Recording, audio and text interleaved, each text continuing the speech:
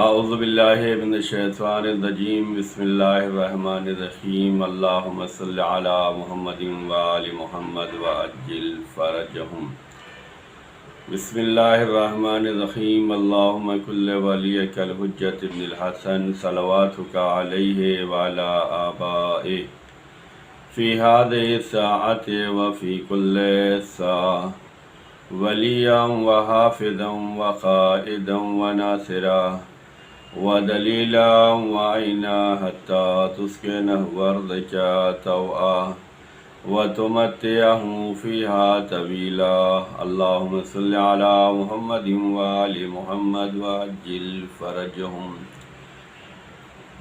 ناظرین اور سامعین، آپ کی خدمت میں پیغام جمعہ لے کر حاضر خدمت ہوں۔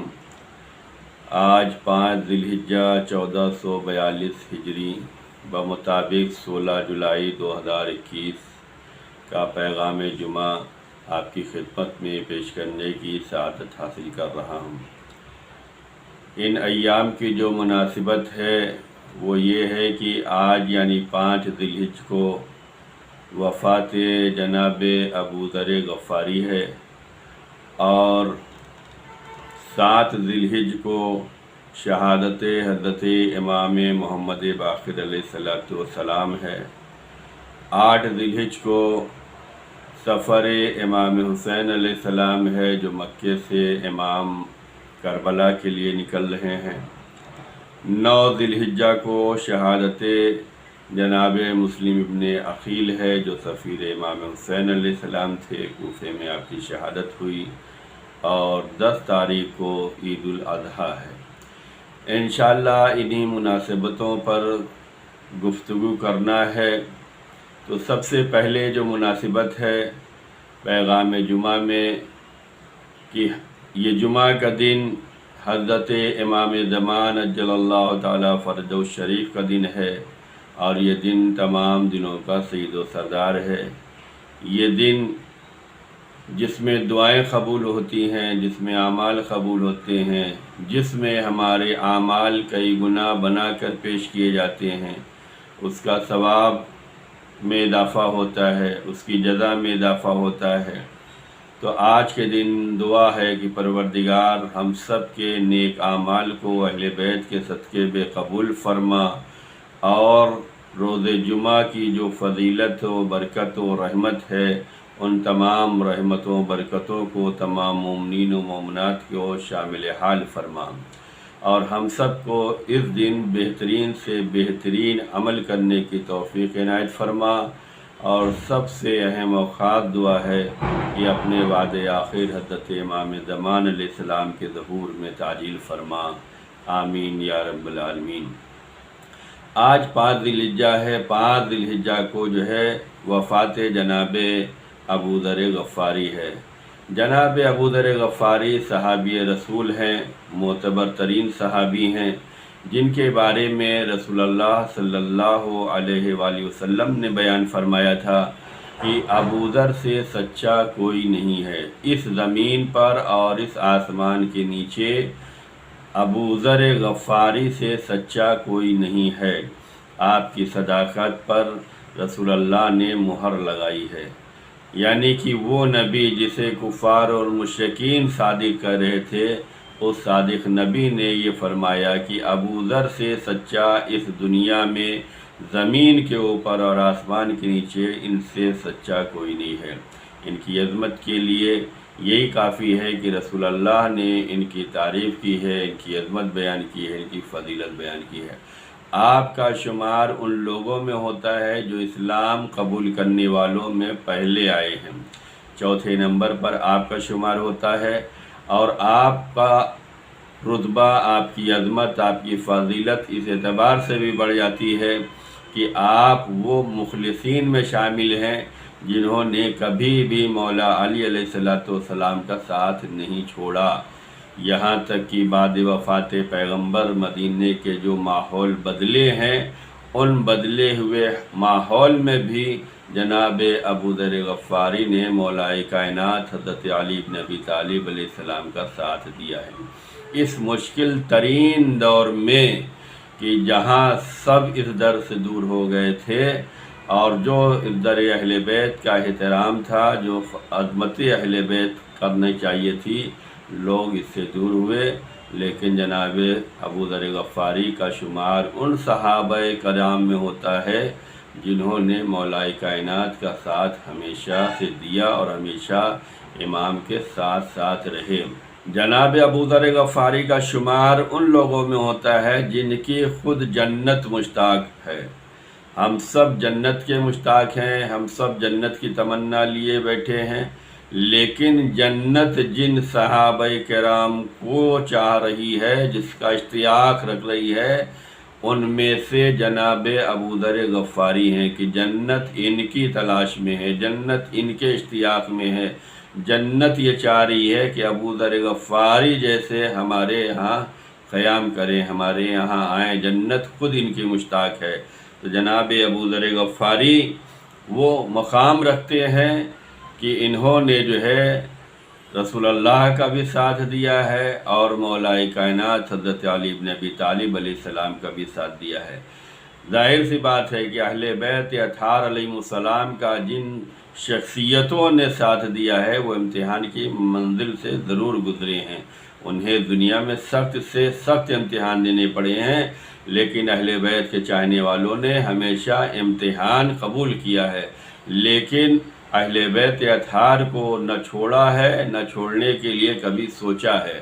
تعلیمات اہل بیت پر عمل کرتے رہے، فضائل اہل بیت کو نشر کرتے رہے، محبت اہل بیت پہ ثابت قدم رہے، جائے کہ اس کے لیے انہیں امتحان کی منزل سے گزرنا پڑا۔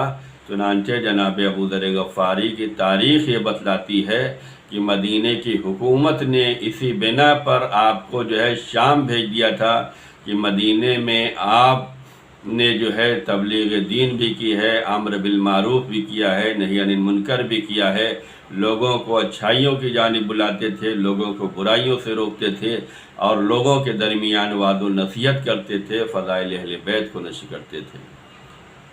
اس بنا پر جناب ابو ذر غفاری کو مدینے سے جو ہے نکالا گیا اور شام بھیجا گیا، جہاں پر آپ پر نگاہ رکھی گئی۔ شام میں بھی جانے کے بعد جناب ابو ذر غفاری نے وہی کام کیا جو مدینے میں کرتے رہے، یعنی کہ وہی کام کرتے رہے جو ہر مسلمان کا فرض ہے کہ وہ امر بالمعروف کرے، نہی عن المنکر کرے۔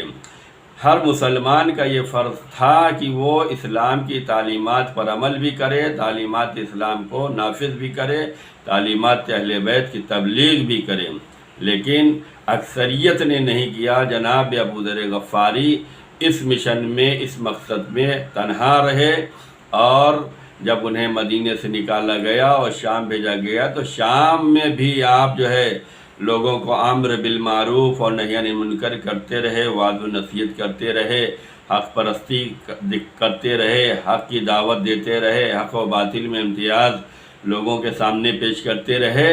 اس بنا پر شام کی حکومت نے بھی آپ کو پریشان کیا اور یہاں تک کہ آپ کو پھر مدینے بھیج دیا گیا۔ مدینے میں آنے کے بعد آپ کو پھر ربضہ بھیجا گیا، جو بدترین جگہ تھی۔ جناب ابو ذر غفاری جو صحابی رسول تھے، جن کا احترام کرنا چاہیے تھا، جن کی شان میں رسول اللہ صلی اللہ علیہ وسلم نے حدیثیں بیان فرمائی ہے، جن کی عظمتوں کا اعلان کیا ہے، جن کی فضیلتوں کو لوگوں کے سامنے سنایا تھا، ان کا احترام کرنا چاہیے تھا، ان کی باتوں کو ماننا چاہیے تھا، ان کو عزت و احترام دینا چاہیے تھا، ان کو ہر مرحلے میں آگے رکھنا چاہیے تھا، ان سے رائے مشورہ کرنا چاہیے تھا، لیکن ایسا نہیں ہوا۔ جب شام سے پھر واپس مدینے بھیجے گئے تو حاکم مدینہ نے پوچھا آپ کی نگاہ میں سب سے خراب علاقہ کون سا ہے، سب سے مشکل ترین علاقہ کون سا ہے؟ تو آپ نے فرمایا کہ ربضہ ہے۔ اس حکومت نے، مدینے کی حکومت نے آپ کو وہیں پر بھیجا جس کا نام ربضہ ہے، اور ربضہ ہی میں آپ کی جو ہے رحلت ہوئی ہے، آپ کی وفات ہوئی ہے، عالم غربت میں ہوئی ہے۔ سلام ہو ابو ذر غفاری پر، جنہوں نے دین کو قبول کرنے کے بعد دین پر ثابت قدم رہے اور دین کی خدمت کرتے رہے اور دینی جذبے کے ساتھ اس دنیا سے رخصت ہوئے ہیں۔ اس ہفتے کی دوسری مناسبت جو ہے وہ حضرت امام محمد باقر علیہ الصلوۃ والسلام کی شہادت ہے۔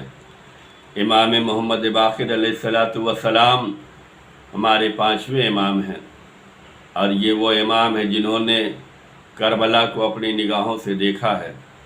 کربلا کے واقعات کے آپ چشمدید گواہ ہیں۔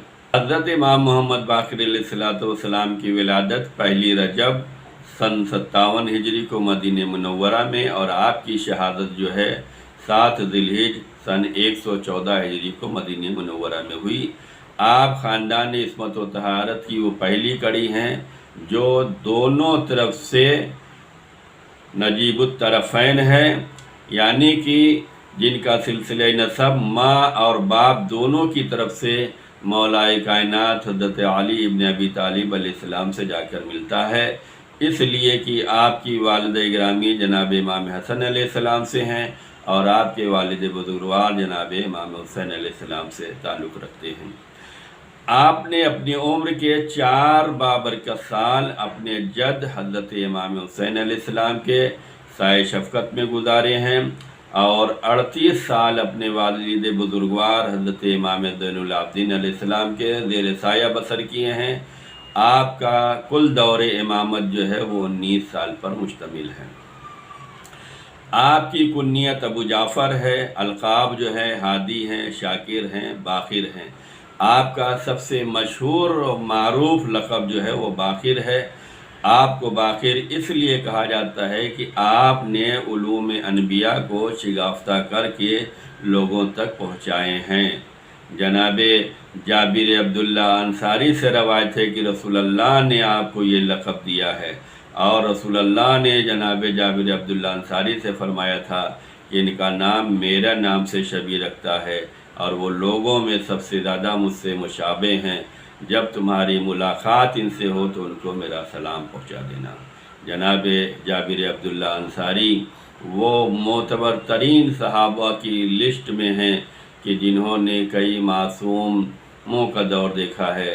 رسول اللہ صلی اللہ علیہ وآلہ وسلم کے زمانے سے لے کر حضرت امام محمد باقر علیہ السلام کا زمانہ دیکھا ہے، اور آپ نے امانت رسول جو سلام کی شکل میں تھی، جو امام محمد باقر علیہ السلام کو آپ نے سلام بھیجا تھا، وہ امانت رسول آپ نے جو ہے امام محمد باقر علیہ السلام کی بارگاہ میں پیش کیا ہے۔ حضرت امام محمد باقر علیہ السلام ارشاد فرماتے ہیں کہ مومن وہ لوگ ہیں کہ جب نیک کام کرتے ہیں تو خوش ہوتے ہیں، اور جب ان سے کوئی برائی ہو جاتی ہے تو اس کے لیے خدا سے معافی طلب کرتے ہیں، اور جب انہیں کوئی نعمت مل جاتی ہے تو شکر کرتے ہیں، اور جب کسی مصیبت میں پڑتے ہیں تو صبر کرتے ہیں، اور جب انہیں کسی پر غصہ آتا ہے تو معاف کر دیتے ہیں۔ یہ جو ہے امام محمد باقر علیہ السلام نے مومن کے صفات بیان فرمائی ہیں۔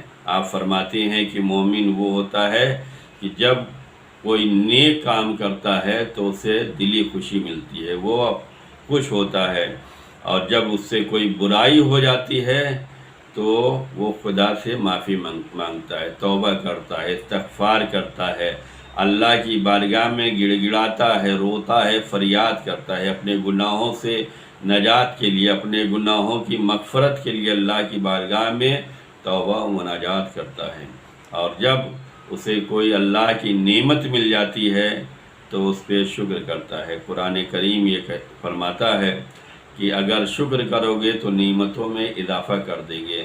ہمیں ہر حال میں شکر بھی کرنا چاہیے، اور ہر حال میں ہمیں توبہ اور استغفار بھی کرنا چاہیے۔ شکر کریں گے تو اضافہ ہوگا، اور توبہ استغفار کریں گے تو ہمارے گناہ معاف کیے جائیں گے۔ امام فرماتے ہیں مومن وہ ہے کہ جب اس سے کوئی غلطی ہو جائے، کوئی برائی ہو جائے، کوئی خطا ہو جائے تو اللہ کی بارگاہ میں حاضر ہو کر وہ توبہ کرتا ہے، استغفار کرتا ہے، خدا سے معافی مانگتا ہے، اور جب اسے کوئی نعمت ملتی ہے تو وہ شکر خدا کرتا ہے، اور جب کسی مصیبت میں پڑ جاتا ہے تو اس پر صبر کرتا ہے، اور جب انہیں کسی پہ غصہ آتا ہے تو غصے میں معاف کر دیتا ہے۔ یہ صفات مومنین کے بیان کیے گئے ہیں۔ ہم سب کو چاہیے کہ ہم سب ان چیزوں پر عمل کر سکیں تاکہ حقیقی مومن بن سکیں۔ حضرت امام محمد باقر علیہ السلام کی بارگاہ میں بندہ پہنچا اور اس نے امام سے کچھ سوالات کیے ہیں۔ ان سوالات کے جواب ہماری زندگی میں نافذ ہونے چاہیے، ہمیں ان جوابات کو معلوم کرنا چاہیے اور ان جوابات سے ہمیں کچھ سیکھنے کی ضرورت ہے۔ امام کی بارگاہ میں پہنچنے والے نے سوال کیا، مولا وہ کون سا اسلام ہے جو بہتر ہے؟ وہ کون سا خلق ہے جو بہتر ہے؟ وہ کون سا مومن ہے جس کے کامل ایمان ہے؟ کون سا جہاد بہتر ہے؟ اور کون سی نماز بہتر ہے؟ کون سا صدقہ بہتر ہے؟ بادشاہ وقت کے پاس جانے کے بارے میں آپ کی کیا رائے ہے؟ ان تمام چیزوں کے بارے میں اس نے امام سے پوچھا ہے۔ ظاہر سی بات ہے کہ اگر کسی کو کوئی سوال ہے تو سوال اس سے پوچھنا چاہیے جو سوال کا جواب تسلی بخش دے سکے۔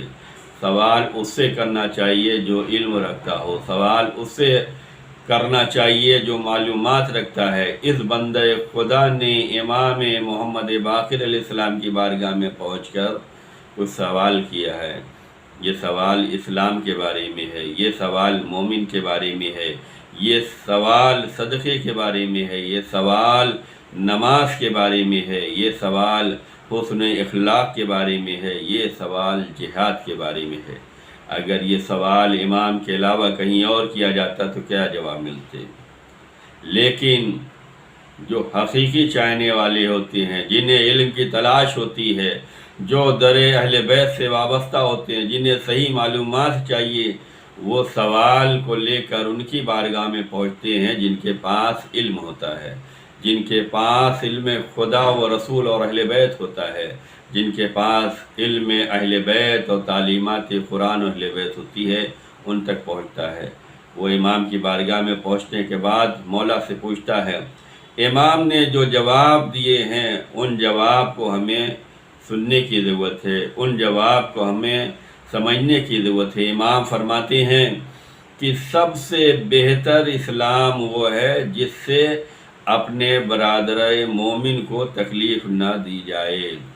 اگر ہم اسلام والے ہیں، ہم نے اسلام کا کلمہ پڑھا ہے، ہم نے اسلام کو تسلیم کیا ہے، ہم مسلمان ہیں، تو سب سے اچھا اسلام، بہترین اسلام یہ ہے، بہترین مسلمان یہ ہے کہ برادران مومن کو تمہیں تکلیف نہیں دینا ہے۔ ہم اس کو اپنی زندگی میں دیکھیں کہ خدا نخواستہ ہماری ذات سے کسی بندے مومن کو تکلیف تو نہیں پہنچ رہی ہے۔ اگر ہماری ذات سے جو ہے کسی بندے مومن کو تکلیف پہنچ رہی ہے تو امام فرماتے ہیں کہ یہ اسلام بہتر اسلام نہیں ہے، یہ تم نے جس اسلام کا کلمہ پڑھا ہے یہ بہتر نہیں ہے۔ اگر اپنے اسلام کو بہتر بنانا چاہتے ہو، بہترین اسلام قبول کرنا چاہتے ہو، بہترین مسلمان ہونا چاہتے ہو، تو بہترین مسلمان اور بہترین اسلام یہ ہے کہ وہ جس نے برادر مومن کو کوئی تکلیف نہ دی ہو۔ تو ہم سب کو چاہیے کہ ہم سب برادران مومن کے ساتھ حسن اخلاق کے ساتھ آئیں، انہیں خوش رکھنے کی کوشش کریں، انہیں اذیت نہ دیں، انہیں تکلیف نہ دیں، اس لیے کہ اگر ہماری ذات سے انہیں تکلیف پہنچے گی تو ہمارے اسلام پر حرف آئے گا، ہمارے مسلمان ہونے پہ حرف آئے گا۔ امام سے پوچھا گیا کہ مولا بہترین اخلاق کیا ہے؟ تو آپ نے فرمایا بہترین اخلاق یہ ہے کہ انسان صبر سے کام لے اور معاف کرنے کی قوت اس کے اندر پائی جاتی ہے۔ ہم اگر اخلاق کی مجسمے میں ڈھلنا چاہتے ہیں اور اخلاق حسنہ کو اپنے زندگی میں نافذ کرنا چاہتے ہیں، اخلاق کا مظاہرہ کرنا چاہتے ہیں، تو امام کی اس حدیث پر ہمیں عمل کرنے کی ضرورت ہے کہ امام نے فرمایا کہ بہترین اخلاق یہ ہے کہ انسان صبر سے کام لے اور معافی سے کام لے۔ اگر کوئی اس کی شان میں گستاخی کر رہا ہے، کوئی اس کے ساتھ جو ہے نازیبا حرکت کر رہا ہے، اگر کوئی اسے تکلیف پہنچا رہا ہے تو اسے صبر سے کام لینا چاہیے اور اسے معاف کرنے کا جذبہ رکھنا چاہیے۔ اور اس کے بعد یہ پوچھا گیا کہ کون سی نماز بہتر نماز ہے؟ ہم اور آپ نماز پڑھتے ہیں، اس نماز کے بارے میں سوال ہوا ہے امام محمد باقر علیہ السلام سے کہ مولا کون سی نماز سب سے بہتر ہے؟ امام نے فرمایا کہ جس کا قنوت طویل ہوگا وہ نماز سب سے بہتر ہے۔ ہم اور آپ جو نماز پنجگانہ پڑھتے ہیں، جو واجب ہے ہم پر، جو ضروری ہے، جسے ہمیں ادا کرنا ہے، ادا کرنے میں ہمیں ثواب ملے گا اور چھوڑنے میں ہمیں عقاب ہوگا، سزا ملنے والی ہے، گنہگار ہوتے ہیں، اس نماز کے بارے میں امام نے فرمایا کہ بہترین نماز وہ ہے جس میں قنوت لمبا ہو۔ اگر ہم فشار قبر سے بچنا چاہتے ہیں تو امام نے فرمایا کہ جس کا رکوع طولانی ہوگا وہ فشار قبر سے محفوظ رہے گا۔ اور جب ہم سجدہ کرتے ہیں تو سجدہ وہ عالم ہوتا ہے کہ معصومین نے فرمایا کہ جب بندہ سجدہ خدا میں ہوتا ہے تو اس پہ رحمت الہی کا نزول ہوتا رہتا ہے۔ اگر ہم چاہتے ہیں کہ بہترین نماز ادا کریں تو ہمیں چاہیے کہ اپنے قنوت کو بھی طولانی کریں، اپنے رکوع کو بھی طولانی کریں اور اپنے سجدے کو بھی طولانی کریں، اس لیے کہ یہ وہ چیزیں ہیں جو ہمیں فائدہ دینے والی ہیں۔ ہماری بہترین نماز لمبے قنوت میں ہے۔ ہم اگر فشار قبر سے بچنا چاہتے ہیں تو رکوع کو طول دینا ہوگا۔ اگر ہم یہ چاہیں کہ ہمارے اوپر رحمت الہی کا نزول ہوتا رہے تو ہمیں سجدے کو طول دینا پڑے گا۔ خدا ہم سب کو امام کی ان باتوں پر عمل کرنے کی توفیق عنایت فرمائے۔ 10 تاریخ جو ہے عید الاضحیٰ ہے، عید آ رہی ہے، عید کی تیاری میں مسلمان لگے ہوئے ہیں۔ بندگان خدا جو ہے عید کی تیاری میں مصروف ہیں۔ ان میں ہمیں یہ غور و فکر کرنے کی ضرورت ہے کہ یہ عید قربان جو آ رہی جس میں ہم قربانی کرنے جا رہے ہیں، قربانی کا جذبہ بیدار رہنا چاہیے۔ ہم جانور ذبح کر رہے ہیں تو اس میں دیکھتے ہیں کہ عیب دار نہ ہو، بے عیب ہو، نقص سے پاک ہو۔ تو ہمیں یہاں پر اپنے اعمال، اپنے جذبے، اپنے مال، اپنی دولت کے بارے میں بھی دیکھنے کی ضرورت ہے کہ جس مال سے ہم یہ بکرا خرید رہے ہیں، یہ جانور خرید رہے ہیں، کیا یہ مال ہمارا پاک و پاکیزہ ہے، صاف ہے؟ اس پہ ہم نے خمس دیا ہے یا نہیں دیا ہے؟ اس پہ زکوٰۃ نکالی ہے یا نہیں نکالی ہے؟ تو جیسے ہم جانور خریدتے وقت یہ سوچتے ہیں کہ بے عیب ہو، ایسے ہی ہمیں اپنی دولت، اپنے مال میں بھی یہ کوشش کرنی چاہیے کہ یہ بھی ہماری دولت، ہمارا پیسہ، یہ بھی بے عیب ہونا چاہیے، اس میں حرام کی ملاوٹ نہ ہو۔ اگر حرام ہوگا تو حرام کی کوئی چیز اللہ کی بارگاہ میں قبول نہیں ہوتی۔ اللہ کی بارگاہ میں وہی قربانی قبول ہوتی ہے جس میں تقویٰ ہو، پرہیزگاری ہو اور حلال چیزوں کے ذریعے سے چیزیں خریدی جائیں۔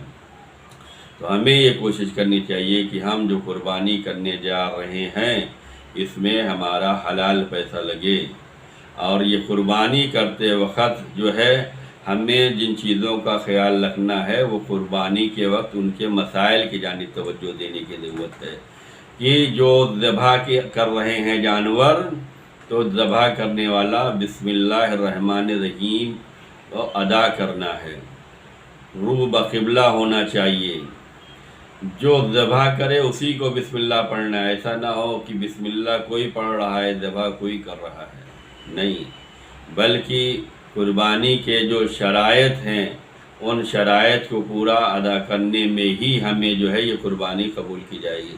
اور قربانی کرتے وقت جو ہے اللہ نے اگر آپ کو نوازا ہے تو آپ اس قربانی میں تمام بزرگان دین کو جو ہے شامل کریں، اپنے خاندان والوں کو شامل کریں۔ اس قربانی میں سب شامل ہو سکتے ہیں۔ حصے والی قربانی میں آپ نے اگر 4 لوگوں کو شامل کیا ہے، 5 لوگوں کو شامل کیا ہے، چاہے جتنے شامل کر سکتے ہیں۔ مستحبات ہے، اس میں آپ اپنے مرحومین کو شامل کر سکتے ہیں، اس میں آپ معصومین کی نیابت میں کر سکتے ہیں، خوشنود یہ رسول اور آل رسول کے لیے کر سکتے ہیں، خوشنود یہ مومنین کے لیے کر سکتے ہیں، عزاداروں کی طرف سے کر سکتے ہیں، امام کے چاہنے والوں کی طرف سے کر دے سکتے ہیں، اپنے عزیز و قارب کی طرف سے کر سکتے ہیں، زندہ مردہ سب کی طرف سے کر سکتے ہیں۔ جتنا آپ قربانی کرتے وقت نیابت میں کام کریں گے، شامل کریں گے کہ یہ جو میں قربانی کر رہا ہوں یہ اپنی طرف سے ہے، اپنے امام کی طرف سے ہے، اہل بیت کی طرف سے ہے، شہدائے کربلا کی طرف سے ہے، اسیران کربلا کی طرف سے ہے، تمام مومنین و مومنات کی طرف سے ہے، تمام عزادار کی طرف سے ہے، زندہ مردہ جتنے بھی امام کے چاہنے والے ہیں یا ہمارے خاندان والے ہیں سب کی طرف سے کر رہے ہیں، تو اس میں کمی واقع نہیں ہوگی، اضافہ ہی اضافہ ہوگا۔ تو ہمیں قربانی کا وقت یہ خیال رکھنا ہے کہ اس میں سب کو شامل کر لیں، ایک بکرے میں، ایک دمبے میں، ایک جانور میں آپ نیابت میں کر سکتے ہیں، حصے داری میں کر سکتے ہیں۔ اللہ نیتوں کو دیکھتا ہے، جذبوں کو دیکھتا ہے، عمل صالح کو دیکھتا ہے۔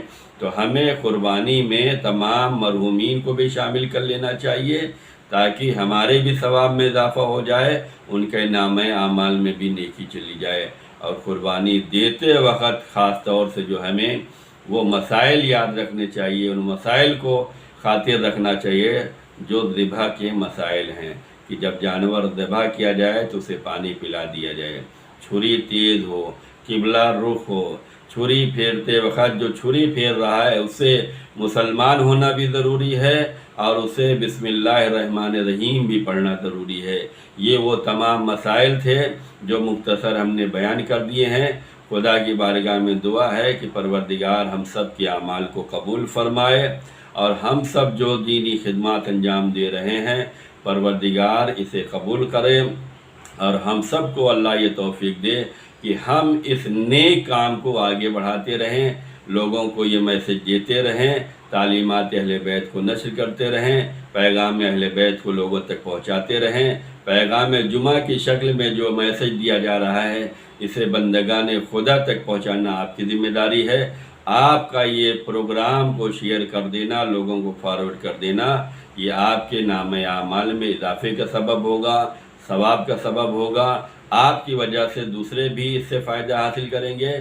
اللہ ہم سب کی اس نیکی کو قبول فرمائے اور ہم سب کے گناہوں کو معاف فرمائے۔ آج روز جمعہ ہے، امام کا دن ہے، امام کو یاد کریں، امام کے لیے کام کریں، امام کی نیابت میں صدقہ دیں، امام کی نیابت میں نیکی کریں، امام کی خوشنودی کے لیے آج خاص طور سے ہم گناہوں سے، برائیوں سے، رنجشوں سے اور غیبتوں سے اور تہمتوں سے دور رہیں، نفرتوں سے دور رہیں۔ آج امام کا دن ہے تو امام کا چاہنے والا وہی ہے جو امام کی تعلیمات پہ چل سکے۔ امام کی تعلیمات یہ ہے کہ اپنے گھر والوں کا خیال رکھو، اپنے رشتہ داروں کا خیال رکھو، اپنے ہمسایہ کا خیال رکھو، بندگان مومنین کا خیال رکھو۔ خدا ہم سب کو اہل بیت اطہار کی تعلیمات پہ عمل کی توفیق دے۔ جہاں جہاں شیعان حیدر کرار ہیں، محبان اہل بیت ہیں، عزادار امام ہیں، ان سب کی جان مال عزت آبرو کی پروردگار حفاظت فرمائے، اس وبائے جہانی کا خاتمہ فرمائے، اہل بیت کے چاہنے والوں کی روزی روزگار میں برکت دے، ان کو تمام آفات و بلیات و دی سماوی سے محفوظ فرمائے، ہم سب کو اہل بیت کی محبت پر ثابت قدم فرمائے، ظہور حضرت امام زمان علیہ السلام میں پروردگار تعجیل فرمائے، ہم سب کا شمار امام کے چاہنے والوں میں ہو، امام کے ناصروں میں ہو، آمین یا رب العالمین۔ بسم اللہ الرحمن الرحیم۔ ان اللہ و ملائکتہ یصلون علی النبی یا ایھا الذین آمنوا صلوا علیہ وسلموا تسلیما۔ اللہم صل علی محمد و آل محمد وعجل فرجهم۔